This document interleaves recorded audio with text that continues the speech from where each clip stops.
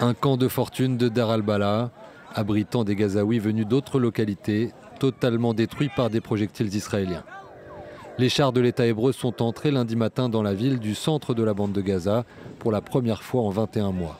Une offensive annoncée la veille par l'armée. Ils nous ont jeté des tracts, mais nous ne savons pas où nous allons. Nous n'avons pas d'abri ni quoi que ce soit. Là où nous étions installés, on ne faisait de mal à personne. Ce qui se passe, c'est qu'on nous met la pression. On marche sans savoir où aller. Selon Israël, une bonne partie des otages toujours aux mains du Hamas se trouveraient à Deir al-Balah. Des familles de ces otages se sont d'ailleurs dites choquées par cette nouvelle opération militaire. Dans le reste de l'enclave, pas de répit non plus pour les populations. Bombardements meurtriers dans la ville de Gaza au nord ou à Khan Younes dans le sud, où une frappe aérienne a fait au moins 5 morts.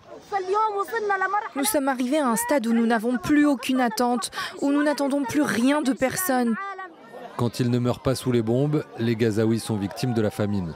Selon le ministère de la Santé du territoire, au moins 18 personnes seraient mortes de faim pendant le week-end. À Ramallah, en Cisjordanie, le Premier ministre palestinien dénonce le blocus humanitaire imposé par Israël. Israël continue d'utiliser la famine comme arme de guerre, notamment en tuant plus de 995 Palestiniens qui attendaient de l'aide dans les pièges mortels que les Israéliens ont mis en place. Indignation internationale également. 25 ministres des Affaires étrangères, dont ceux de la France, du Royaume-Uni, du Canada ou du Japon, ont co-signé un texte dénonçant la situation humanitaire et appelant à un cessez-le-feu immédiat à Gaza.